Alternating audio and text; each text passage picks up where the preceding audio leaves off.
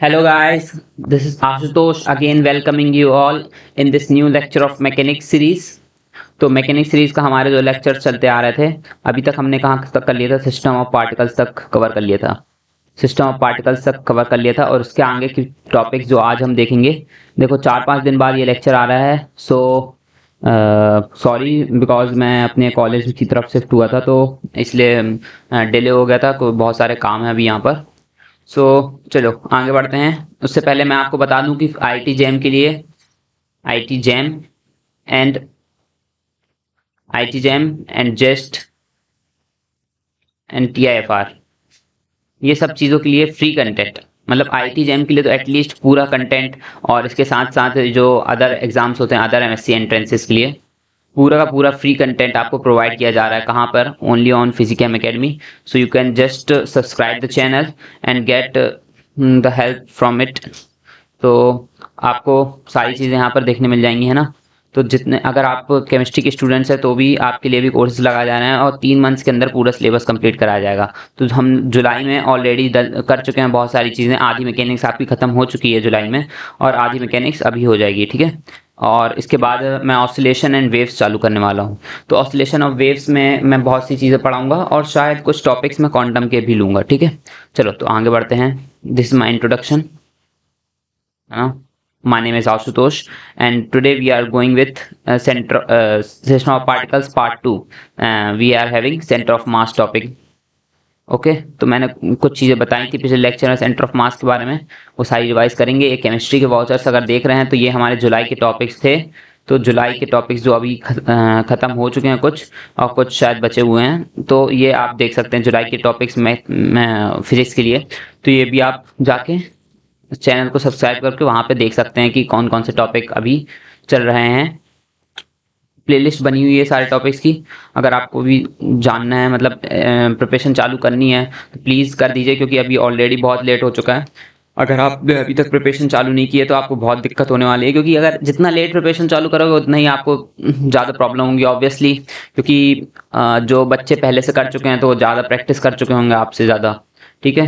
तो please it's good to have early preparation. तो already आप 6 महीने लेट हो शायद, तो please don't late any more. तो आगे ज़्यादा लेट मत करिए और प्रिपरेशन चालू कर दीजिए, ठीक है। चलो तो सबसे पहले मैं डिस्कस करता हूँ कि कल क्या पढ़ा था हमने, मतलब कल आई मीन कि लास्ट क्लास में क्या क्या चीज़ें कंप्लीट कर लीजिए, ठीक है। वेट,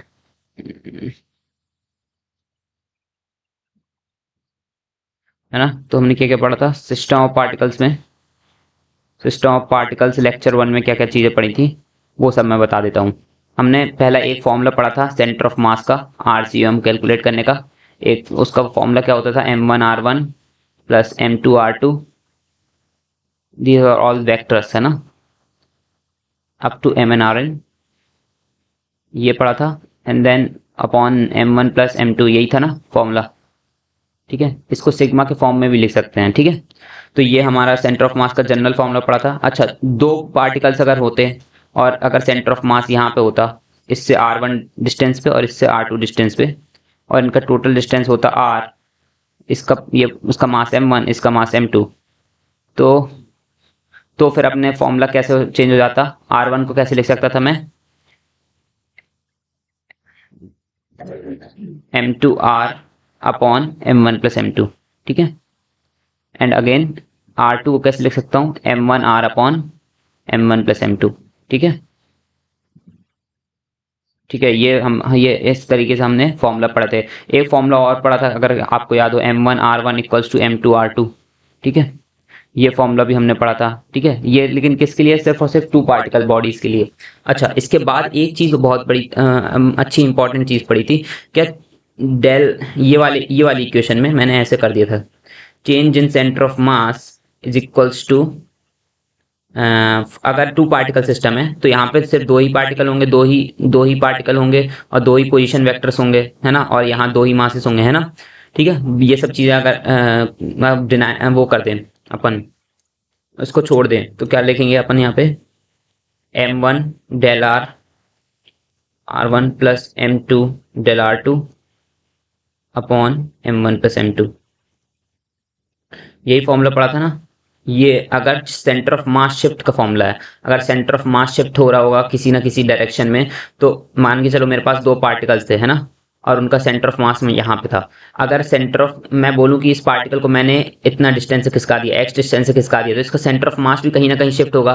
तो वो कैसे कैलकुलेट करोगे, इस वाले फॉर्मूला से कैलकुलेट करोगे। अगर सेंटर ऑफ मास को कहीं भी चेंज नहीं करना है, अगर इसकी वैल्यू मैं बोलूँ कि अगर मैं इसको उठा के यहाँ से यहाँ तक ले आऊँ, तो मैं इस मास को कितना शिफ्ट करूं, इस वाले m1 मास को कितना शिफ्ट करूं। अगर m2 मास को मैंने x शिफ्ट कर दिया है, तो m1 मास को मैं कितना शिफ्ट करूं कि सेंटर ऑफ मास मेरा वहीं के वहीं रहे। तो ये सेंटर ऑफ मास में कोई चेंज नहीं होगा, मतलब del R C O M zero हो जाएगा। तो हम इसको कैसे लिख देंगे, m1 del r1 equals to minus of m2 del r2, ऐसे लिख सकते हैं, ठीक है। ये वाला फॉर्मूला मैंने आपको बताया था। लेकिन ये वाला फॉर्मूला कब वैलिड है, जब सेंटर ऑफ मास स्टैटिक हो, है ना, सेंटर ऑफ मास स्टैटिक हो, मतलब कि चेंज ना हो रहा हो, ठीक है, तब ये फॉर्मूला लगाएंगे। अगर सेंटर ऑफ मास भी चेंज हो रहा है, तो उसके लिए ये वाला फॉर्मूला यूज करेंगे। तो ये सारी चीजें हमने लास्ट क्लास में जान ली थी। अगेन हमने एक और चीज जानी थी, व्हाट वाज दैट, कि कंटिन्यूअस बॉडीज के लिए, कंटिन्यूअस बॉडीज के लिए क्या होता है फॉर्मूला सेंटर ऑफ मास का, कंटिन्यूअस ऑब्जेक्ट्स के लिए क्या होता है, R C O M is equals to D M of R upon D M, या फिर टोटल मास, है ना। अगर ये ऑब्जेक्ट है ना, और ये मैंने डी आर यहाँ पे कंसीडर कर लिया, कुछ डी आर है मेरा, ठीक है, ये वॉल्यूम, ये कुछ करो, या सरफेस भी हो सकता है, ये क्या है मेरा डी आर, ठीक है। तो इसका, सॉरी डी आर बोल रहा हूँ मैं, डी एम, क्या मेरा डी एम एलिमेंट्री मास है। एलिमेंट्री मास का पोजीशन वेक्टर ओरिजिन से, ठीक है, यहाँ पे ओरिजिन कुछ कंसीडर कर लो, ठीक है। इसका ये हो जाएगा आर, है ना। तो इसका पूरा इंटीग्रेशन करेंगे ओवर दिस सरफेस और वॉल्यूम, जो भी आपको ऑब्जेक्ट गिवन होगा, या तो लेंथ गिवन होगी तो लीनियर ऑब्जेक्ट हो जाएगा, ठीक है। तो उसके लिए हम ये फॉर्मूला ऐसे चेंज हो जाता है, ठीक है, सेंटर ऑफ मास का। ये तो सारी बेसिक चीजें थी। और हमने एक क्वेश्चन भी किया था रिंग का। रिंग का क्वेश्चन कैसे किया था कि रिंग एक लीनियर ऑब्जेक्ट थी। एक क्वेश्चन में हमने रॉड का भी किया था, रॉड का भी निकाला था। तो रिंग का हमारा क्या आ रहा था, 2r/π, ठीक है। तो उसके लिए हमने क्या किया था, ओरिजिन यहाँ पे लिया था और सेंटर ऑफ मास निकालने बोला था। तो मैंने ये बताया था कि सिमेट्री से सेंटर ऑफ मास तो इसी एक्सिस पे लाई करना चाहिए, क्योंकि जितना मास इधर साइड है उतना ही मास इधर साइड है, तो इसी एक्सिस पे लाई करना चाहिए।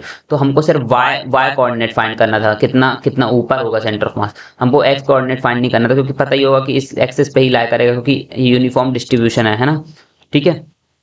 तो हमने ऐसा एलिमेंट्री मास माना था यहाँ पे, है ना। फिर उसके बाद डीएम मान के हमने उसका यहाँ पे एंगल वगैरह लेके ऐसा थीटा का वो किया था हमने, क्या किया था, इंटीग्रेशन किया था ओवर फ्रॉम 0 to π, ठीक है। ये सारी चीज़ें हमने पिछले लेक्चर में कवर कर ली थी। उसके बाद मैंने आपको क्या बोला था कि आपको क्या, ये मैंने सेमी सर्कुलर रिंग के बारे में बताया था, सेमी सर्कुलर रिंग, इसके बारे में बताया था। इसके बारे में क्या लिखा था अपन ने, इसका क्या होता है, सेंटर ऑफ मास क्या होता है, 0,2r/π, 2r/π, ठीक है, ये होता है। अच्छा, मैंने फिर आपको बोला था, एक होमवर्क दिया था, सेमी सर्कुलर डिस्क के बारे में आपको निकालना था, इसका सेंटर ऑफ मास बताना था, इसका सेंटर ऑफ मास किधर होगा। तो वो अगर क्वेश्चन आपने किया होगा तो आपका आंसर आया होगा 4r/3π, है ना, और एक्स कोऑर्डिनेट क्या आएगा, 0, ठीक है। डिस्क देखो ऐसे होती है डिस्क, 2 सेकंड रुकना, इस पेज में बताता हूँ। कुछ इस प्रकार से डिस्क होती है आपकी, ठीक है। ये मेरी एक्सिस यहाँ पे पड़ेगी, क्योंकि ये मेरा क्या है, मतलब अगर मेरा ओरिजिन यहाँ पे है, ठीक है, ओरिजिन मेरा यहाँ पे सेंटर पे है, तो ये क्या है, यहाँ पे यूनिफॉर्म मास है ना, यहाँ पे भी यूनिफॉर्म मास है, और दोनों देखो सिमेट्रिक है इस लाइन के अबाउट। तो मेरा एक्स कोऑर्डिनेट कहाँ लाया करेगा, यहीं के इसी लाइन पे लाया करेगा। एंड वाई कोऑर्डिनेट के अबाउट सिमेट्रिक नहीं है ना, तो वाई कोऑर्डिनेट हमको निकालना पड़ेगा सेंटर ऑफ मास। तो इसलिए इसका आंसर क्या आता है, सेमी सर्कुलर डिस्क का। तो अच्छे से लिख लेते हैं, 2 सेकंड।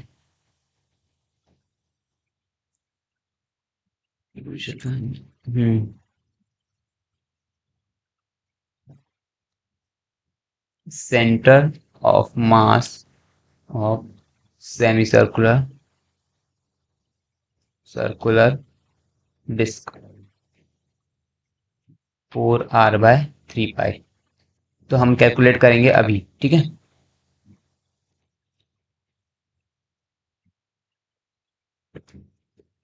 सेमी सर्कुलर डिस्क कैसी दिखती है? कुछ ऐसे। ये डिस्क है हमारी, ठीक है, ये डिस्क है। मान के चलो यहाँ पे मैंने एक एलिमेंट्री रिंग कंसीडर कर ली कुछ इस प्रकार से। ये मेरी क्या है? एलिमेंट्री रिंग, ठीक है, ऐसी कुछ। ये क्या है? मेरी एलिमेंट्री रिंग।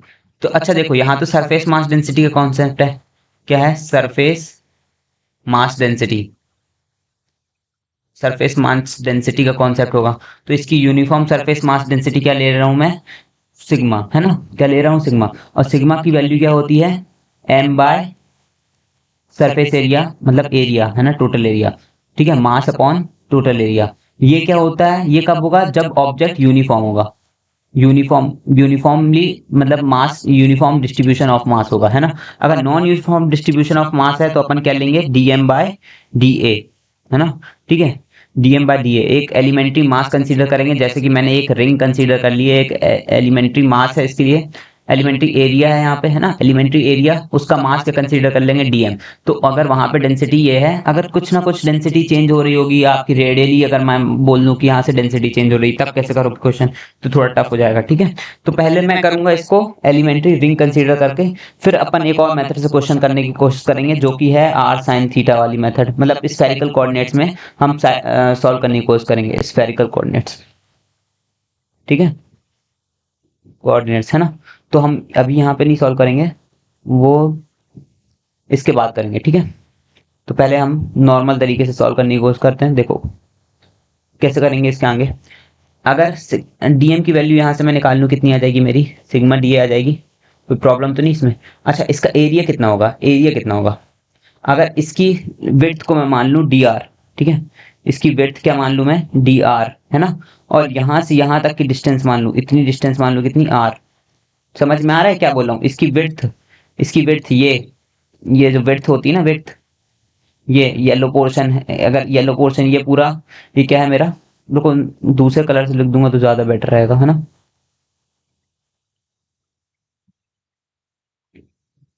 हो,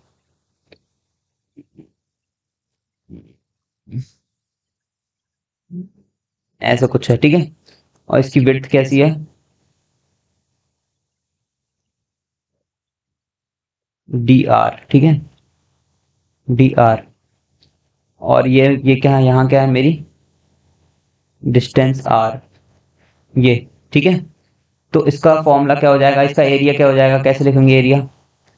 ऐसे, एरिया ऑफ एलिमेंट्री, एलिमेंट्री मास क्या है? रिंग है यहाँ पे, ठीक है। एलिमेंट्री रिंग का एरिया क्या हो जाएगा? डीए की वैल्यू कैसे लिखेंगे? अच्छा, इसका वो क्या होगा? सरकमफेरेंस पाई आर इनटू इसका विड्थ क्या होगा? D R. तो पाई आर डी आर लिख देंगे, है ना। 2 पाई आर पूरे सर्कल का होता है, तो सेमी सर्कल रिंग का पाई आर होगा, एंड डी आर इसका विड्थ होगा, ठीक है। तो इसका एरिया आ गया अपने पास, है ना। डीए की वैल्यू है ऑलमोस्ट अपने पास। तो आर सी यू एम का फॉर्मूला क्या होता है यार भाई? क्या होता है? R D M upon integration of DM, ठीक है, ये हो जाएगा। अच्छा, तो यहाँ इसको इंटीग्रेट करने के लिए क्या करेंगे? आर अगेन वैल्यू रख देंगे। डीएम की वैल्यू क्या है? Sigma DA. कोई प्रॉब्लम तो नहीं इसमें? ठीक है, जनरल वैल्यू रख दूंगा सिग्मा डीए, है ना। यहाँ पे जस्ट वैल्यू रख दूंगे आर, एंड सिग्मा तो कांस्टेंट है क्योंकि यूनिफॉर्म है ना। और डीए की वैल्यू क्या है? पाई आर डी आर, यही है ना। एंड अगेन यहाँ पे डी सिग्मा ऐसे लिखा रहेगा, पाई आर डी आर रख देंगे, ठीक है। अच्छा, पाई पाई कैंसिल हो जाएगा, सिग्मा सिग्मा कैंसिल हो जाएगा, क्योंकि दोनों कांस्टेंट है, बाहर आ जाएंगे इंटीग्रेशन के। तो आर स्क्वायर डी आर, है ना, अपॉन आर डी आर, ऐसे इंटीग्रेशन हो जाएगा। अच्छा, लिमिट्स कहाँ से कहाँ तक रहेंगी? ध्यान से देखो, लिमिट्स कहाँ से कहाँ तक रहेंगी? 0 से आर तक की, ठीक है। कहाँ से कहाँ तक? आर की लिमिट्स कहाँ से कहाँ तक रहेंगी? 0 से आर तक की, ठीक है। 0 से आर तक लिमिट्स भी रख दो भाई। आर मतलब मैं मान के चल रहा हूँ ये टोटल आर, ठीक है।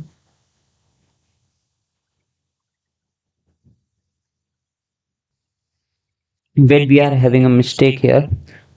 देखो गलत हो जाएगा यहाँ से क्वेश्चन। आर डी एम नहीं रख सकते, देखो मैं रेडियली दे रहा हूँ। देखो पता है ना अपन को कि डिस्क के लिए क्या होता है? एक्स कोऑर्डिनेट तो अपना क्या होता है? दोनों तरफ फैला हुआ है ना, यूनिफॉर्मली फैला हुआ है एस कोऑर्डिनेट पे मास। तो एस कोऑर्डिनेट तो 0 पे ही होगा, देखो कुछ इस प्रकार से बात कर रहा हूँ, ये मेरी एक्सिस है, यहाँ मेरी एक्सिस है, ठीक है। अच्छा, एक्स एक्स एक्सिस के इधर साइड सिमेट्रिकल डिस्ट्रीब्यूशन, इधर भी सिमेट्रिकल है, दोनों सिमेट्रिकल डिस्ट्रीब्यूशन है, तो क्या होगा, दोनों तरफ मास बराबर होगा, ठीक है। तो एक्स कोऑर्डिनेट तो मेरा जीरो ऑलरेडी होगा ही, मतलब कि जीरो बोलना चाहिए मुझे, मतलब इस एक्सिस पे ही लाया करेगा, है ना, अगर मेरा ओरिजिन यहाँ पे है। लेकिन वाई कोऑर्डिनेट के साथ ऐसी चीज नहीं होगी, तो वाई कोऑर्डिनेट मेरा अलग होगा, ठीक है। तो वाई कोऑर्डिनेट के लिए अपन क्या निकालेंगे, सेंटर ऑफ मास निकालना है। तो एक्चुअली अपन को आर सी ओ एम नहीं निकालना है, अपन को क्या निकालना है, वाई सी ओ एम, ठीक है। वाई सी ओ एम आ जाएगा तो आर अपना कोऑर्डिनेट ऑलरेडी आ जाएगा, ठीक है, Y C O M. So Y D M upon integration of D M, ठीक है। तो इसका इसकी वैल्यू कैसे रखेंगे, देखो भाई इंटीग्रेशन मैंने गलत कर दिया था, क्योंकि ये मैं इसका सरफेस पूरे सरफेस पे लेना, रेडियल डिस्ट्रीब्यूशन लेना। अच्छा देखो, ये मेरी रिंग है ना, इसका सेंटर ऑफ मास कहाँ ला कर रहा होगा, इधर पे ला कर रहा होगा, देखो कुछ इधर पे, यहाँ कहीं ला कर रहा होगा ना सेंटर ऑफ मास मेरा, सेंटर ऑफ मास इधर ला कर रहा होगा, ये रिंग है मेरी। फिर रिंग का सेंटर ऑफ मास कहाँ होता है, 2r/पाई, मैंने बताया था 2r/पाई यहाँ पे होता है, ठीक है ना। तो 2r/पाई मैं बना देता हूँ यहाँ पे दोस्त, कुछ इधर पे होगा, ठीक है। ये डिस्टेंस कितनी है, 2r/पाई, ठीक है। डिस्टेंस मेरी है 2r/पाई। अगर ये मेरी डिस्टेंस 2r/पाई है, इस रिंग का 2r/पाई पे है ना, तो अगर यहाँ पे छोटी सी रिंग कंसीडर करूँ, उसका 2r/पाई, सबका 2r/पाई मैं ऐड कर दूं 0 से r तक इंटीग्रेट करते वक्त, तो मेरे को क्या नेट मिल जाएगा, ठीक है। समझ में आया, net net centre of mass मिल जाएगा पूरे सरफेस का। तो इसको यहाँ पे मैं रख दूंगा, इसकी वैल्यू टू 2r/पाई, ये इंटीग्रेशन रखना पड़ेगा मुझे। मैंने पहले सिंपली आर रख दिया था, जो कि रेडियली आर डी एम करने वक्त मैं ऐसा रख दिया था, तो ये गलत हो जाएगा, ठीक है। तो डीएम का अगेन सिग्मा डी ए, सब चीजें सेम रहेंगी, है ना, बाकी सारी चीजें सेम रहेंगी, सिग्मा डी ए लिखेंगे अपन इसको। तो अगेन 2r/पाई, 2/पाई कॉमन आ जाएगा, ठीक है। एंड नीचे से सिग्मा सिग्मा कॉमन आ जाएंगे, तो कैंसिल हो जाएंगे, क्योंकि कांस्टेंट है दोनों, है ना। अच्छा, R and pi R D R रख देंगे अपन, किसको, इसको डी ए को, ठीक है। यहाँ पे भी डी ए बचा, तो पाई आर डी आर रख दो। अच्छा, 2/पाई, है ना, and pi pi pi common आके कैंसिल हो जाएंगे, ठीक है। R square D R integration, नीचे भी क्या आएगा, आर डी आर। अच्छा, इंटीग्रेशन लिमिट कहाँ से, 0 से आर तक, इसकी भी लिमिट 0 से आर तक, ठीक है। डी आर की लिमिट तो 0 से आर तक ही गई है ना। तो क्या आ जाएगा, 2/पाई, और इसका आ जाएगा r³/3, इंटीग्रेशन 0 से आर, एंड इसका इंटीग्रेशन क्या आ जाएगा, r²/2, ठीक है, r²/2, ठीक है, फ्रॉम 0 टू r, ठीक है, यही आएगी लिमिट। कोई दिक्कत तो नहीं इसमें, मैंने उल्टा करके लिख दिया, अपन अपॉन में लिखते r²/2, 0 से r तक, ठीक है। तो wait, we should write like this, ज्यादा बेहतर होगा।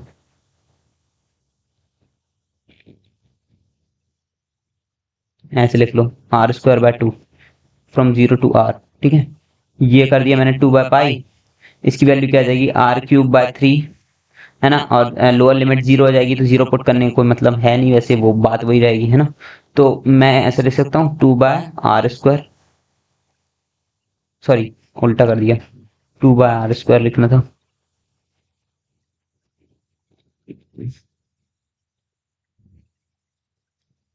r²/2, है ना, ये मैंने उल्टा उल्टा कर दिया, ठीक है। तो अब इसको सॉल्व कर लोगे तो क्या आ जाएगा तुम्हारा, 4r/3π, ठीक है, आ गया। ये मेरा सेंटर ऑफ मास आ गया। इनके elementary, sorry semi circular disc के लिए सेंटर ऑफ मास क्या हो जाएगा, 4r/3π, समझ में आया। तो यहाँ पे लिख लो, एक पेज में अपन स्टैंडर्ड रिजल्ट्स लिखते चलते हैं, ठीक है, standard results. Please pen copy लेके बैठो, वरना दिक्कत हो जाएगी आपको। सेमी सर्कुलर रिंग के लिए क्या आया था, 2r/पाई, ठीक है। देन अपना सेमी सर्कुलर डिस्क के लिए क्या आएगा, 4r/पाई, 3π, सॉरी। अच्छा, एक चीज और देखो, ध्यान दो, एक चीज क्या बोल रहा हूँ, अगर मान के चलो मेरे पास पूरी एक सर्कुलर डिस्क होती, है ना, सर्कुलर डिस्क होती। तो देखो एक्स में जैसे कि यूनिफॉर्म डिस्ट्रीब्यूशन था, है ना, अब की बार क्या है, वाई में भी यूनिफॉर्म डिस्ट्रीब्यूशन है, ये दो एक्सिस के अलोंग, है ना, इस एक्सिस के अलोंग और इस एक्सिस के अलोंग। देखो एक्स साइड जितना मास है उतना ही इस साइड भी है ना, पॉजिटिव एक्स नेगेटिव एक्स दोनों बराबर मास है। सेंटर ऑफ मास इस एक्सिस में, सेंटर ऑफ मास इस एक्सिस में ही लाई करेगा एक्स का। अच्छा वाई के अलोंग भी देखो ना, वाई के अलोंग भी सिमेट्रिकल मास डिस्ट्रीब्यूशन है, तो इस एक्सिस में लाई करेगा वाई का। ठीक है, तो जब दोनों एक्सिस में लाई करेगा मतलब ओरिजिन पे ही लाई कर जाएगा, तो इसका क्या हो जाएगा अपना जीरो हो जाएगा। ठीक है, सेंटर ऑफ मास क्या हो जाएगा, जीरो हो जाएगा, सिंपल, समझ आया, 0,0 पे। ठीक है, इसलिए अपन सेमी सर्कुलर का निकालते हैं, पूरा सर्कल का नहीं निकालते, मतलब सर्कुलर डिस्क का नहीं निकालते हैं, है ना। अच्छा, एक मैंने तरीका बताया था आपको कि स्फेरिकल कोऑर्डिनेट से बताया था, कि बोल रहा था कि अभी करेंगे, है ना। तो स्फेरिकल कोऑर्डिनेट से कैसे करेंगे, using spherical coordinates, spherical coordinates, spherical coordinates का यूज करके अपन कैसे निकालेंगे। ये मेरी सेमी सर्कुलर डिस्क है, इसमें बहुत आसान है, अगर आपको स्फेरिकल कोऑर्डिनेट्स आते हैं तो बहुत आसान हो जाएगा। ये मेरा डी ए है, डी ए मतलब क्या, मेरा एलिमेंट्री मास है ना, एलिमेंट्री मास, जिसका मास मतलब एक्चुअली मतलब एरिया, एलिमेंट्री एरिया बोल लो, एलिमेंट्री मास बोल दो, है ना, एलिमेंट्री एरिया है तो मतलब उसके पास कुछ ना कुछ मास तो हो गई ऑब्वियसली। ठीक है, तो इसको मैं क्या बोल रहा हूँ, डी ए, है ना, ठीक है, एलिमेंट्री एरिया। ठीक है, अच्छा ये मेरा ओरिजिन है, ओरिजिन ओ, एंड देन ये मेरा ऐसे करके यहाँ से आर डिस्टेंस पे, ठीक है, रेडियली कितना आउटवर्ड से आर डिस्टेंस से, और ये मेरा थीटा है। ठीक है, ये क्या मेरा थीटा। अच्छा, थीटा मतलब ये पोलर कोऑर्डिनेट से बेटर, मतलब स्फेरिकल कोऑर्डिनेट तब होगा कि जब थर्ड डायमेंशन आएगा, अभी तो खैर पोलर कोऑर्डिनेट्स भी आप बोल सकते हो इसको। ठीक है, तो इसके लिए क्या लिख देंगे, इसके लिए डीएम क्या हो जाएगा, सिग्मा डीए, यही होने वाला है। ठीक है, प्रीवियस क्वेश्चन में मैंने बताया था कि कैसे करेंगे सिग्मा डीए, है ना, क्योंकि सिग्मा की वैल्यू क्या होती है, DM upon DA for uniform, uniform and non uniform both, दोनों केसेस में आप ये लिख सकते हैं, डीएम की वैल्यू क्या आएगी, सिग्मा डीए, सिंपल है ना। अच्छा, अब आप देखिए कि यहाँ पे सेंटर ऑफ मास आपके यहाँ से निकालेंगे, आप क्या कर लोगे, देखो ये आर है मेरा, कुछ इस प्रकार से देखो, ये मेरी डिस्क है ना, यार डिस्क खराब बन गई, थोड़ा ड्रॉ करना मुश्किल होता है इसमें।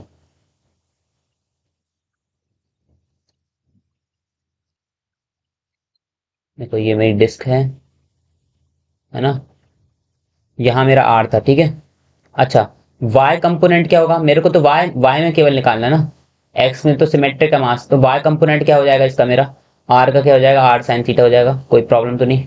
तो वाई कंपोनेंट क्या हो जाएगा, मेरा हो जाएगा आर साइन थीटा।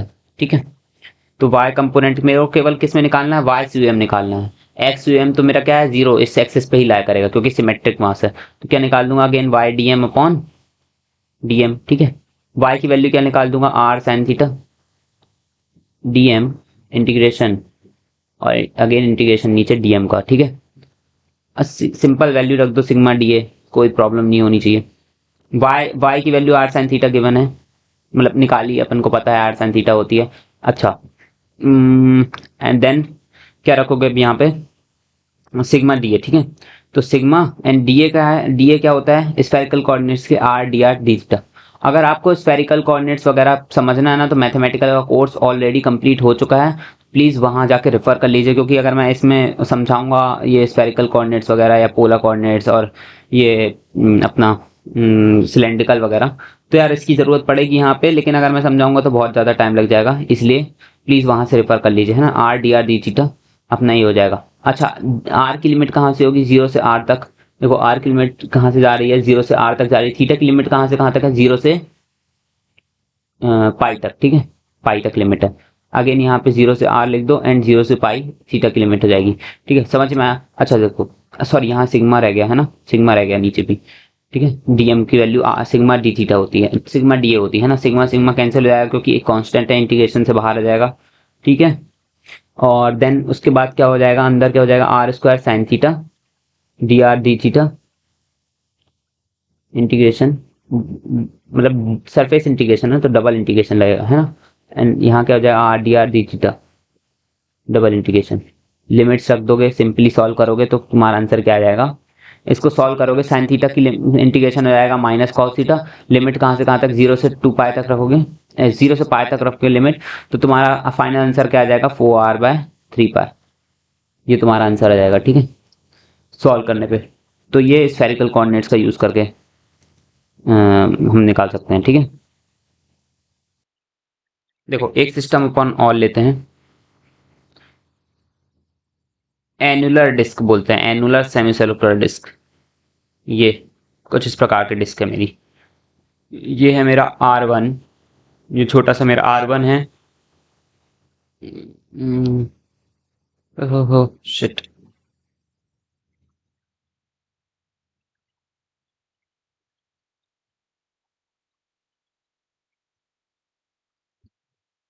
ये मेरा क्या है, छोटा सा R1, एंड ये मेरा बड़ा सा क्या है R2, है ना। इनर और आउटर रेडियस दिया है ना। अगेन क्या करना है, इसमें बहुत ज़्यादा काम कुछ नहीं करना है, वही इंटीग्रेशन करना है जो हमारा लास्ट इंटीग्रेशन था, ये वाला इंटीग्रेशन कर देना। अगर आपको इससे नहीं करना है तो ये वाले रिंग के फॉर्म से कर देना। तो इसमें इंटीग्रेशन कहाँ से, r³/3 का इंटीग्रेशन करना है, 0 से R1 से R2 तक इंटीग्रेशन करना पड़ेगा, ठीक है। लिमिट्स बस चेंज हो जाएंगी, है ना। जैसे मैं लिमिट्स यहाँ से 0 से R ले रहा था ना, तो R1 से R2 लेना है, ठीक है, बस इतना ही प्रॉब्लम होगा, है ना। तो क्या आ जाएगा मेरा यहाँ पे 2 बाय कितना था मेरा इंटीग्रेशन, 2 बाय पाई, है ना, r³/3 का इंटीग्रेशन और ऊपर r²/2, ठीक है। तो ये 2 ऊपर जाएगा, ये 3 नीचे रहेगा, तो एक r से एक r कैंसिल हो जाएगा, है ना। करना चाहो तो, नहीं ऐसे नहीं, देखो इस प्रकार से कुछ होगा। यहाँ मैं डायरेक्ट कर दे रहा हूँ, वापस से नहीं करना। सो इसमें बस आप इंटीग्रेशन का लिमिट पुट करेंगे एंड आपका सॉल्व हो जाएगा ये, है ना। तो रिजल्ट क्या आ जाएगा वो मैं यहाँ पे डायरेक्ट लिख देता हूँ। y/m की वैल्यू क्या आ जाएगी, 4, अगेन यहाँ r1² plus r2² plus r1r2 and divided by 3 pi r1 plus r2, ठीक है। ये आपका स्टैंडर्ड रिजल्ट आ जाएगा। तो इसको यहाँ पे नोट कर लेते हैं साथ साथ, क्योंकि अपन सबका नोट करते चल रहे हैं ना। सेमी सर्कुलर एनुलर डिस्क, इसका क्या आ जाएगा अपना 4/3 पाई, वो रहेगा, कॉमन रहेगा। और ऊपर r² की जगह क्या रख दोगे, r1² प्लस r1r2। ये 2r1r2 या r1 प्लस r2 का स्क्वायर का फॉर्मूला होता है ना, तो उसमें बस यहाँ पे 2 मिसिंग है, ठीक है, बस ये याद रखना आपको। और r1 प्लस r2 डिनोमिनेटर में, ठीक है। चलो देन उसके बाद क्या होने वाला है भाई, देख लो। स्फेरिकल शेल का निकाल के देखते हैं, किसका, स्फेरिकल शेल का, ठीक है। चलो स्फेरिकल शेल के लिए लिख देते हैं centre of mass of spherical shell, spherical shell. देखो स्फेरिकल शेल क्या है, अगेन एक मतलब वॉल्यूम है कि अपना क्या है, सरफेस एरिया है, सरफेस एरिया है ना, क्योंकि शेल है ना। स्फेरिकल, सेमी स्फेरिकल शेल होना चाहिए इसको, सॉरी, सेमी स्फेरिकल शेल, ठीक है। ये है मेरी, ठीक है, हॉलो हेमीस्फेरिकल शेल, है ना। अच्छे से लिख देता हूँ,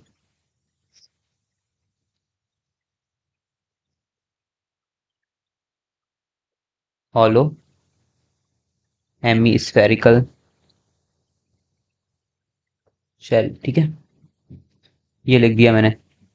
हेमीस्फेरिकल शेल के लिए क्या होता है, पहले फॉर्मूला लिख लो, ठीक है। अब फॉर्मूला क्यों जरूरी है भाई, फॉर्मूला आप सीधे याद रख सकते हैं ना। आपको क्या यहाँ पे जल्दी जल्दी क्वेश्चन करने पड़ेंगे आईआईटी जेईई में, तो आप यहाँ निकाल नहीं सकते हैं, ठीक है, निकाल नहीं सकते हैं, इसलिए डायरेक्ट फॉर्मूला याद रखिए, r/2। r/2 क्या, देखो अगेन इस एक्सिस के अबाउट ये सिमेट्रिक है ना, इस एक्सिस के अबाउट ये सिमेट्रिक है ना पूरी बॉडी। येलो कलर से करता हूँ तो दिखेगा, विजिबल होगा, ठीक है। इस एक्सिस के अबाउट सिमेट्रिकल है, तो एक्स कोऑर्डिनेट का सेंटर ऑफ मास कहाँ होगा, ओरिजिन पे ही लाई करेगा, लेकिन वाई कोऑर्डिनेट का कहीं ना कहीं लाई कर रहा होगा।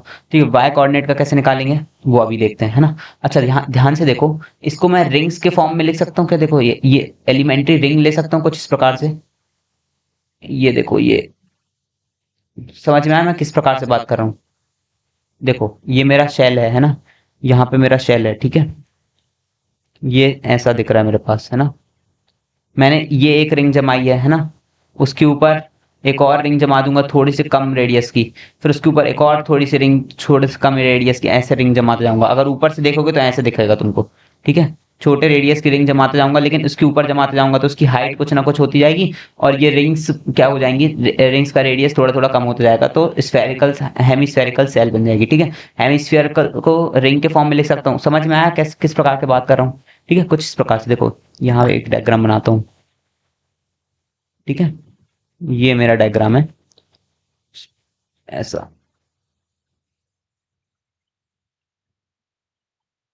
ठीक है। यहाँ पे मैं क्या एक यहाँ पे रिंग बना दी, यहाँ पे 2 सेकंड रुकना है यार, पूरा बनाना पड़ेगा वापस से।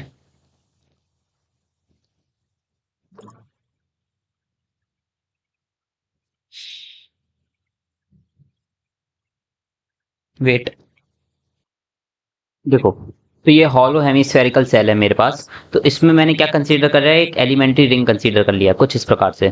तो ये मेरी हेमिस्फेरिकल सेल थी, और यहाँ पे मैंने ऐसे कुछ करके एक रिंग कंसीडर कर ली, है ना। हॉलो हेमिस्फेरिकल सेल है। अब इसके ऊपर ऐसे रिंग जमाते जाऊंगा, रिंग के ऊपर रिंग, ऐसे इसके ऊपर एक और रिंग, इसके ऊपर एक और रिंग। बस क्या रहेगा, ये वाला जो रेडियस है इसका, इस ये वाला एक रेडियस होगा, ये इसको ये वाला एक रेडियस छोटा आर बोल रहा हूँ इसको मैं, इसको क्या बोल रहा हूँ मैं, छोटा आर, ठीक है, स्मॉल आर। तो ये वाला रेडियस क्या होता है, थोड़ा कम होता जाएगा। यहाँ पे ये रेडियस का वैल्यू क्या है, आर के बराबर है, कैपिटल आर, है ना। यहाँ पे ये रेडियस क्या है, कैपिटल आर है। कुछ इस प्रकार से देखो यहाँ पे ऐसा, ये कैपिटल आर है, इसको मैं छोटा करते करते स्मॉल आर तक ले गया, और यहाँ पे जाके इसकी आर की वैल्यू क्या हो जाएगी, 0 हो जाएगी, ठीक है। समझ में आया मैं क्या बोलना चाह रहा हूँ, ये इस प्रकार से कुछ डायग्राम है, ठीक है। सब डायग्राम प्लीज ध्यान से देखो, समझ में आ जाएगा आपको। ये मेरी एलिमेंट्री रिंग है, यहाँ पे ऐसे पीछे की तरफ भी होगी ऐसे एलिमेंट्री रिंग, ठीक है। तो बस मैं यही कर रहा हूँ, ठीक है। ये वाला मेरा आर है, ये भी कैपिटल आर है। देखो अब क्या करना है इसमें, एलिमेंट्री रिंग का अपन को पता है कि एलिमेंट्री रिंग का क्या होता है। अपने को कैलकुलेट एक्चुअली में क्या करना है, ये मेरा वो था एलिमेंट्री रिंग था, है ना। इसका विड्थ कितना होगा वो निकाल देते हैं पहले। देखो ये रिंग को मैं एक के ऊपर एक जमाते जाऊंगा तो मेरा बन जाएगा, अच्छा एक्स सी एम, तो क्या हो जाएगा मेरा, ये वाली जो एक्सिस है मेरी, यहाँ पे मेरा जो हेमिस्फेरिकल सेल है, ये वाली एक्सिस के अलॉन्ग देखो मास सिमेट्रिकली डिवाइड है ना। सिमेट्रिकली डिवाइड होने के कारण एक्स सी एम क्या हो जाएगा, इसी एक्सिस पे लाई करेगा, तो ओरिजिन पे लाई कर जाएगा, तो एक्स सी एम की वैल्यू हो जाएगी मेरी 0। अब वाई सी एम कैसे निकालूंगा मैं, सिंपल फॉर्मूला होता है, अभी पता है, Y D M upon integration of DM, है ना, integration of Y DM upon DM. अच्छा डीएम क्या होगा, अब यहाँ पे डीएम क्या है, एलिमेंट्री रिंग है, एलिमेंट्री रिंग का मास क्या हो जाए, एलिमेंट्री रिंग का मास है डीएम, और डेंसिटी है, सरफेस चार्ज डेंसिटी है क्या है, सिग्मा, सिग्मा, और एरिया क्या है एलिमेंट्री रिंग का, डीए अपॉन, अगेन नीचे क्या लिख दोगे, सिग्मा डी है। सिग्मा सिग्मा तो कैंसिल हो गया क्योंकि यूनिफॉर्म चार्ज डेंसिटी है अपनी, ठीक है। यूनिफॉर्म चार्ज डेंसिटी के कारण सिग्मा सिग्मा कैंसिल हो जाएगा। अच्छा वाई क्या है मेरा, ये अच्छा ये जो मेरी एलिमेंट्री रिंग है कुछ इस प्रकार से आ रही होगी पीछे से, है ना। रिंग है ना, रिंग है, रिंग का सेंटर ऑफ मास कहाँ होता है, सेंटर पे होता है ना। रिंग का सेंटर ऑफ मास, ये पीछे से घूम गई होगी ना ऐसे रिंग, ये घूम के आई होगी, ऐसे लिपटी है पीछे इस पे, है ना। तो ये इसका रिंग का सेंटर ऑफ मास कहाँ है, यहाँ पे है ना। इसका इसका हाइट यहाँ से कितना है, ओरिजिन से कितना हाइट है, वाई हाइट है, ठीक है, इसलिए मैंने वाई के रिस्पेक्ट में किया है, ठीक है, समझ में आया। एक्स तो कुछ होगा नहीं, एक्स तो दोनों देखो दोनों साइड में क्या है मेरा, बराबर है ना, बराबर है ना। देखो एक्स सिमेट्रिकली डिवाइड है ना। इतनी बात समझ में आई, ये जो मैंने किया है। चलो ठीक है, अब आगे देखते हैं, Y D A upon D A, दोनों का इंटीग्रेशन करना है, ठीक है मुझे। अब डी ए देख लो, डी ए कितना है, डी ए मेरा कितना है, वाई की वैल्यू मैं क्या ले सकता हूँ, ये आर है मेरा, है, अगर मैं इसको क्या बोल दूं, इससे एंगल, इसका हॉरिजॉन्टल से एंगल ले लूं मैं, किसका, इस वाले का, रिंग का हॉरिजॉन्टल से एंगल में बना दूं कितना, थीटा, थीटा एंगल बना लूं, तो इस वाले का वाई क्या हो जाएगा मेरा, वर्टिकल कंपोनेंट हो जाएगा। वाई की वैल्यू मैं क्या ले सकता हूँ, अगेन वाई की वैल्यू मैं सिंपली यहाँ लिख देता हूँ, वाई की वैल्यू हो जाएगी आर साइन थीटा, कोई प्रॉब्लम तो नहीं, आर साइन थीटा हो जाएगी मेरी वाई की वैल्यू, क्योंकि वर्टिकल कंपोनेंट हो जाएगा यहाँ पे। देखो इस एलिमेंट्री रिंग का ये आर डायरेक्शन है और इसको मैं बोल रहा हूँ हॉरिजॉन्टल से एंगल कितना बना रहा है, ये वाला एंगल कितना है, थीटा। ये थीटा कहाँ से कहाँ तक है, 0 से लेके 90 तक गया थीटा, है ना। जीरो की थीटा की लिमिट कहाँ से, 0 से 90 तक, ठीक है। समझ में आई बात। अच्छा, इस वाले छोटे एंगल को मैं क्या बोल रहा हूँ, डी थीटा। ये वाली एलिमेंट्री रिंग जो जितना ओरिजिन पे एंगल बना रही है उसको मैं क्या बोल रहा हूँ, D theta. D theta is what, angle subtended by elementary ring at origin, ठीक है। आएगा समझ में, उसको मैं क्या बोल रहा हूँ, डी थीटा। इतना समझ में आया। देखो इसके बाद क्या करेंगे, y की वैल्यू पुट कर दो सिंपल। पहले क्या करो, y की वैल्यू पुट कर दो, क्या आर साइन थीटा रख दी तुमने y की वैल्यू। अच्छा, इतनी बात आ गई अभी समझ में। अच्छा, अब इसके बाद इसका एरिया एरिया बताना, एरिया बताना है अपन को। एरिया क्या होगा, डी ए क्या होगा, इस रिंग का एरिया कितना होगा, सोच के बताओ। पहले तो 2 पाई छोटा आर होगा। देखो ये टू, इसका सरकमफेरेंस, सरकमफेरेंस से 2 पाई आर, सरकमफेरेंस से, इसकी सरकमफेरेंस से मैं इसकी विड्थ, इसकी जो जितनी विड्थ है उसको मैं क्या कर दूं, मल्टीप्लाई कर दूं, तो इसका एरिया मिल जाएगा। इसकी सरकमफेरेंस कुछ ना कुछ होगी इस वाली रिंग की, उसकी विड्थ मल्टीप्लाई कर दूंगा, मतलब है ना। इसकी ये वाली विड्थ को मैं अगर डी आर बोल दे रहा हूँ, इसको डी आर कंसीडर कर लो। अगर इसका मल्टीप्लिकेशन कर दूंगा तो मुझे मिल जाएगी, मिल जाएगा ना ये इसका सरफेस एरिया मिल जाएगा, ठीक है। सरफेस एरिया के लिए यही करूंगा, मतलब कि surface area of elementary ring, ring क्या आ जाएगा मेरा, डी ए। उसकी वैल्यू क्या आ जाएगी, 2 पाई छोटा आर इंटू डी आर, है ना। अच्छा, 2 पाई छोटा आर की वैल्यू क्या है, छोटा आर मेरा हॉरिजॉन्टल कंपोनेंट है इसका, इस वाले वेक्टर का हॉरिजॉन्टल कंपोनेंट है, तो इसको मैं आर कॉस थीटा लिख सकता हूँ। तो छोटे आर को क्या लिख दूंगा, आर कॉस थीटा, ठीक है। ठीक है, डी आर को मैं क्या लिख सकता हूँ, देखो सोचो, D R R D theta लिख सकता हूँ, ठीक है। आर रेडियस वाले फॉर्मूले से आर डी थीटा लिख दिया, आ गई, प्रॉब्लम सॉल्व हो गई, है ना। इस वैल्यू को अगेन मैं यहाँ पुट कर देता हूँ, कुछ नहीं करना है, बस यहाँ पुट कर देना है। क्या पुट करोगे, 2 pi r cos theta into r D theta, है ना। और अपॉन में क्या, अगेन डी ए था तो डी ए में क्या लिख देना, 2 pi r cos theta r D theta. Theta के रिस्पेक्ट में इंटीग्रेशन करना है। अब थीटा की लिमिट मैंने बताई थी आपको, 0 से लेके 90 तक गया। थीटा देखो यहाँ से चालू हो रहा है, डी थीटा ऐसे बढ़ता बढ़ता बढ़ता बढ़ता 90 तक गया, है ना। समझ में आ रही बात, यहाँ से देखो 0 से लेके 90 तक जा रहा है ना, थीटा पूरा। तो यही बोलना चाह रहा हूँ मैं, ठीक है। लिख दो सिंपल, 0 से लेके पाई बाय 2 तक, 0 से लेके पाई बाय 2 तक लिमिट हो गई, है ना। अच्छा, इसको सॉल्व करोगे, 2 पाई, है ना, आर क्यूब बाहर आ गया, है ना। अंदर क्या बचा, साइन थीटा कॉस थीटा। अच्छा, एक काम करते हैं, 2 को वहीं रखे रहने देते हैं, है ना, 2 को अंदर ही रहने देते हैं। देखो तो क्या होगा, 2, इस वाले पेन से बताता हूँ इंक चेंज करके, ये वाला 2, है ना, ये कॉस थीटा, ये sine theta, 2 sign theta cos theta क्या हो जाएगा, साइन 2 थीटा बन जाएगा। समझ में आई बात, 2 साइन थीटा कॉस थीटा क्या बन जाएगा, sign 2 theta.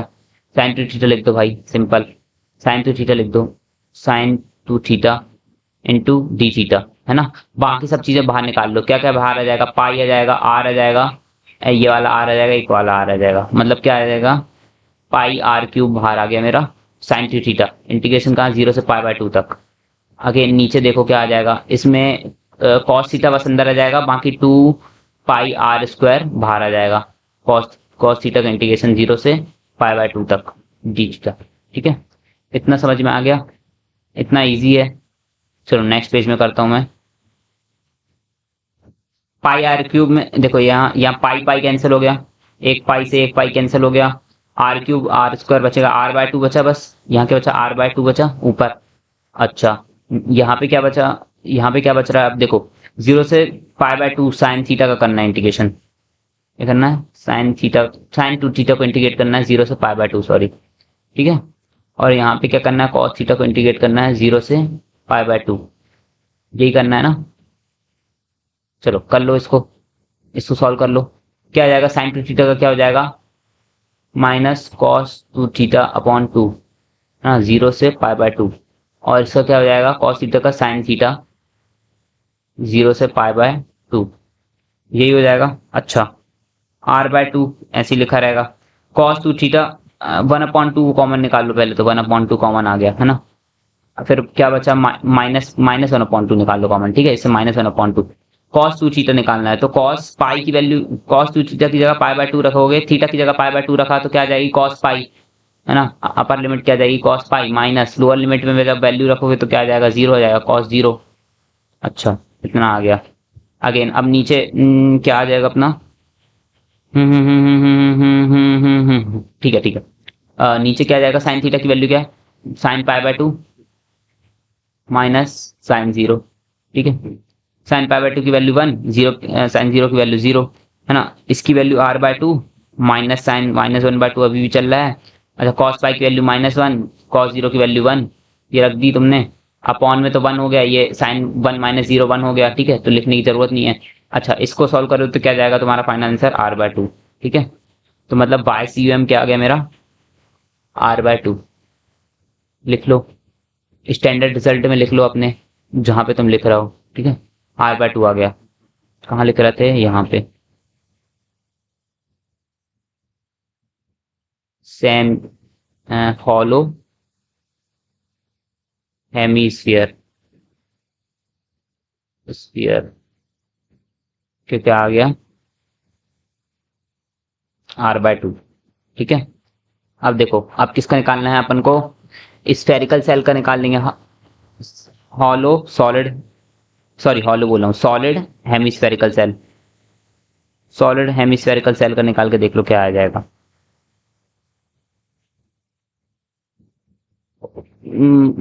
Centre of mass of solid hemispherical shell, इसका सेंटर ऑफ मास क्या आ जाएगा, देख निकाल के देखो। ये मेरा सॉलिड हेमिस्फेरिकल सेल है, ठीक है। मैंने यहाँ पे कोई कंसीडर कर लिया है ना। अच्छा देखो, इसका अगेन वही एक्स एक्सिस वाई एक्सिस वाला कॉन्सेप्ट लगेगा। इस एक्स एक्सिस के अबाउट सिमेट्रिक है, ये वाई एक्सिस के अबाउट सिमेट्रिक है, तो centre of mass in XUM क्या हो जाएगा मेरा, 0 हो जाएगा, इसी एक्सिस पे ला करेगा, है ना। इसलिए ओरिजिन से जाएगा तो 0 हो जाएगा, ठीक है। अगेन फिर उसके बाद YCUM मेरे को निकालना है, ठीक है, YCUM निकालना है। अच्छा, ये मास मैं कंसीडर कर रहा हूँ DV, ठीक है।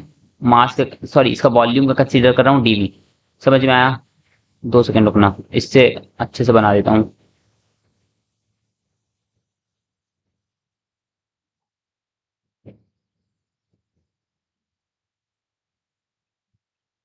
यहाँ पे मेरा एक एलिमेंट्री वॉल्यूम है DV, ठीक है।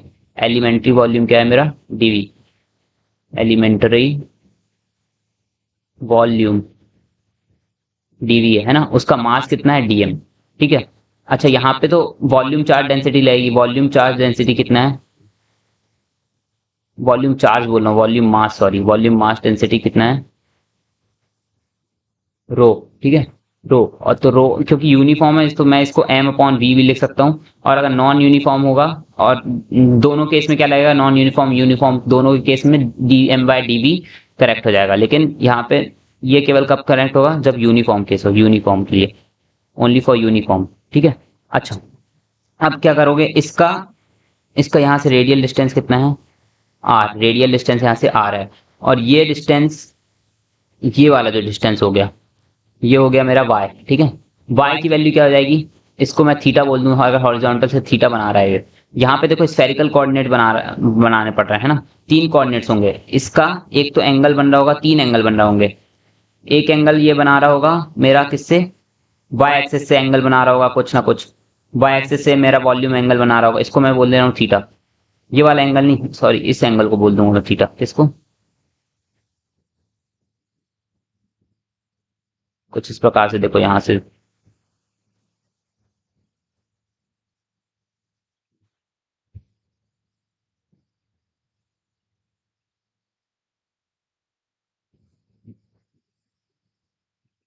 ये वाला जो एंगल बना रहा है ये, इसको मैं बोल रहा हूँ क्या, थीटा। अच्छा, इसका जो यहाँ पे कंपोनेंट बनाओगे, ग्राउंड पे कंपोनेंट कुछ इस प्रकार से बनेगा, ये वाला, ये अपना हॉरिजॉन्टल से कितना एंगल बना रहा है, इस वाले एक्स एक्सिस से कितना एंगल बना रहा है, 5, ठीक है। आर थीटा फाइव पता है ना कोऑर्डिनेट्स का, स्फेरिकल कोऑर्डिनेट्स के R theta phi, spherical coordinates, इसके स्फेरिकल कोऑर्डिनेट्स का कंसीडर कर लो आर थीटा फाइव।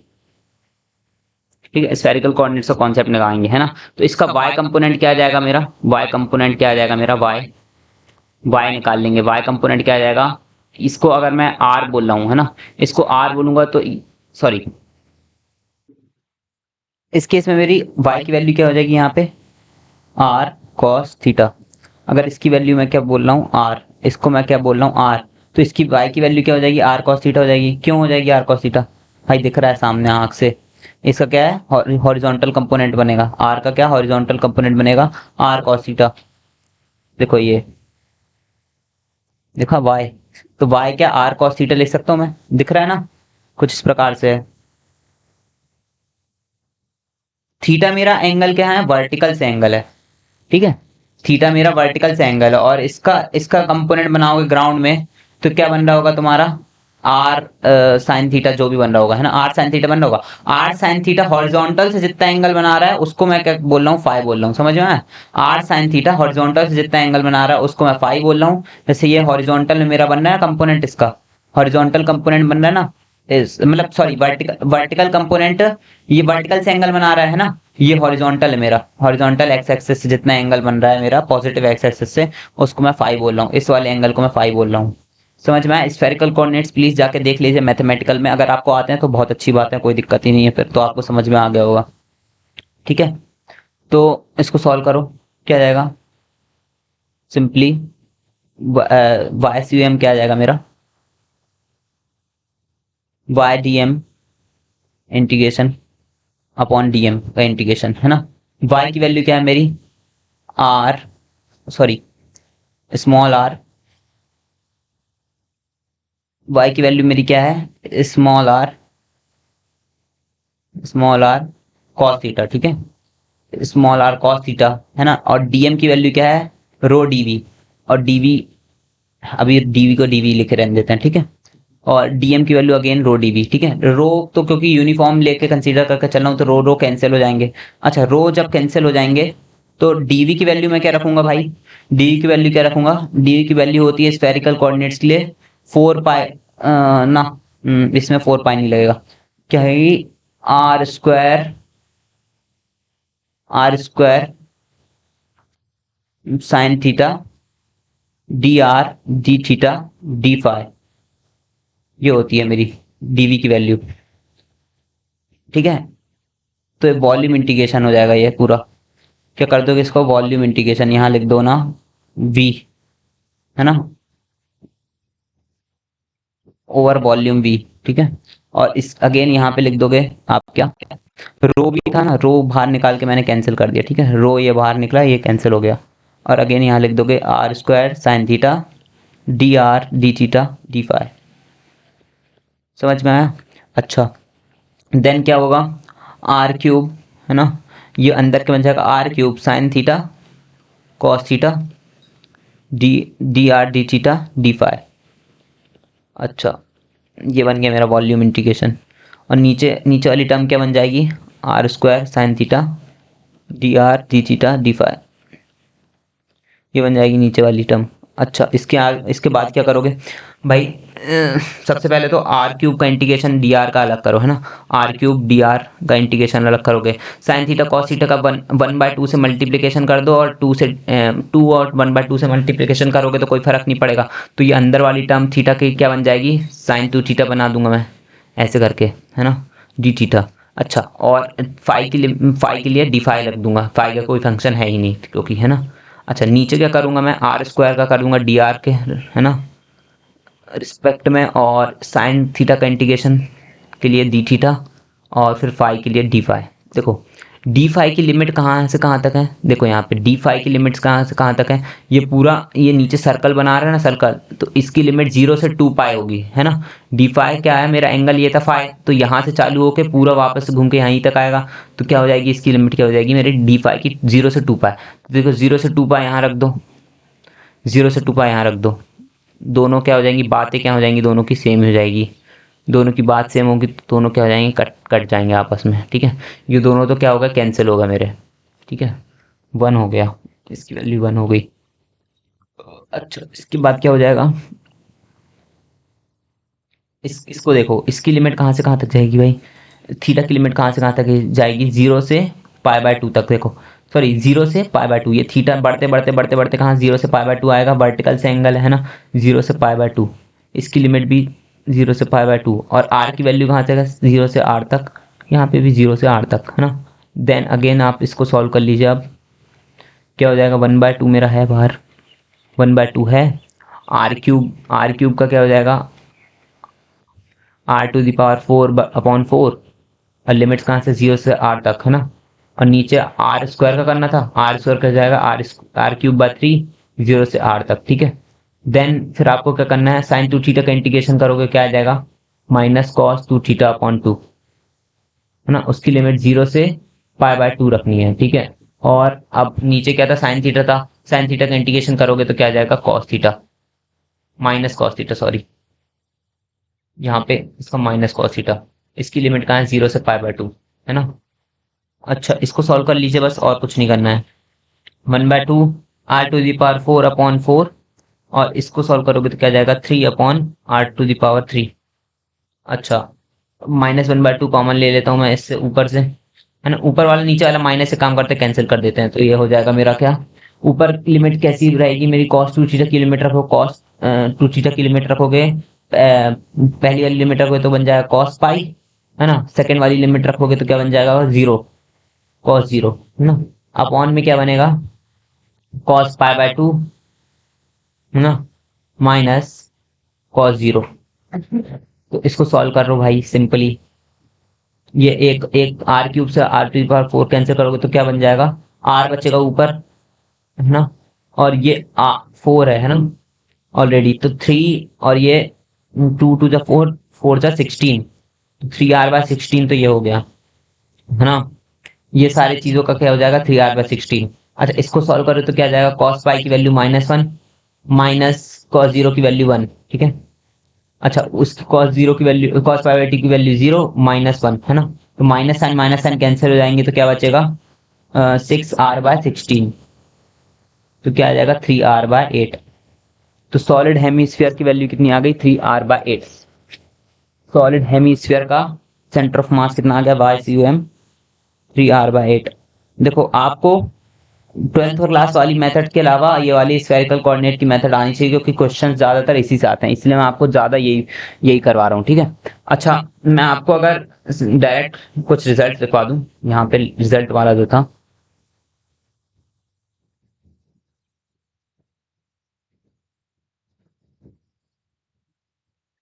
यहाँ पे क्या क्या लिख देंगे अपन, पहला लिख लोगे सॉलिड हेमीस्फीयर, इसके लिए क्या हो जाती भाई, 3r/8। ठीक है, और एक क्या हो जाएगा अपना सॉलिड कोन, सॉलिड कोन के लिए क्या होती है, लिख लो h/4 है ना, h क्या है इसकी हाइट, स्लांट हाइट नहीं, हाइट बोल रहा हूँ मैं, हाइट, h क्या है इसकी हाइट है। समझ में आई, समझ में आ गया क्या, चलो बहुत बढ़िया, अगर इतना समझ में आ गया तो ऑलमोस्ट इतने रिजल्ट हैं, इससे आपका सब हो जाने वाला है ना, इससे आपकी सारी चीजें सॉल्व हो जाएंगी अगर ये आता है। और मतलब सेंटर ऑफ मास में इतने ही स्टैंडर्ड रिजल्ट हैं, सेंटर ऑफ मास आपके जितने स्टैंडर्ड रिजल्ट हैं वो ऐसे ही हैं। ठीक है, सॉल्व करना आपको आ गया, एलिमेंट्री ये वॉल्यूम इंटीग्रल से सॉल्व होगा, ये सरफेस इंटीग्रल से, ये सरफेस इंटीग्रल से, ये लाइन इंटीग्रल, ये लाइन इंटीग्रल। तो यार आपको इंटीग्रल मैथमेटिकल फिजिक्स आनी चाहिए, इसलिए मैंने बोला था कि मैथमेटिकल फिजिक्स जरूर देखो, पहले वो बनना चाहिए, उसके बाद ही आप कोई और सब्जेक्ट कर पाओगे। सेम चीजें कहाँ है आपकी, उसमें भी है, क्या कहते हैं अपन उसको, इलेक्ट्रोडायनेमिक्स और इलेक्ट्रोस्टैटिक्स, उसमें भी सेम इंटीग्रेशन वगैरह हैं, तो उसके लिए भी आपको क्या आना चाहिए, मैथमेटिकल फिजिक्स आना चाहिए। अनटिल अनलेस जब तक आपको वो नहीं आएगा तब तक आप नहीं कर सकते। ठीक है, चलिए फिलहाल इस लेक्चर के अंदर इतनी ही चीजें देखेंगे, अगले लेक्चर में हम क्या देखेंगे, motion of centre of mass, motion of centre of मास। ठीक है, एंड अगले लेक्चर में आपको ट्रिक भी बताऊंगा कि कैसे याद रखते हैं इसको। ठीक है, सेंटर ऑफ मास के स्टैंडर्ड रिजल्ट्स को कैसे याद रखें, ठीक है। इसके बाद मोशन ऑफ सेंटर ऑफ मास देखेंगे, और बहुत ही इंपॉर्टेंट लेक्चर होने वाला है, आपके बहुत बड़े बड़े मिसकंसेप्शन क्लियर होने वाला है, तो प्लीज वो वाला मतलब लेक्चर मत छोड़िएगा, ठीक है। इसके बाद ज़्यादा चीज़ें नहीं बच जाती हैं। उसके बाद अगले लेक्चर के बाद हम लोग चालू करेंगे शायद कंजर्वेशन ऑफ लीनियर मोमेंटम, तो उसके बहुत सारे क्वेश्चंस अच्छे पूछे जाते हैं अच्छे अच्छे एग्जाम्स में, प्लीज वो वाला लेक्चर मिस मत करिए। और मोशन ऑफ सेंटर ऑफ मास आपको जब तक नहीं क्लियर होगा तो कंजर्वेशन ऑफ लीनियर मोमेंटम के अच्छे क्वेश्चंस आप नहीं कर पाएंगे, ठीक है। प्लीज अगले लेक्चर में जरूर आइए और फॉलो करते रहिए कोर्स को, ठीक है। इस लेक्चर में इतना ही, चलो ठीक है। सब्सक्राइब करिए प्लीज चैनल को, और वीडियो अगर अच्छा लगे, इन्फॉर्मेटिव लगे तो प्लीज लाइक कर दीजिए, ठीक है। चलो गुड बाय, मिलते हैं नेक्स्ट वीडियो के अंदर। This is Ashutosh signing off, good bye.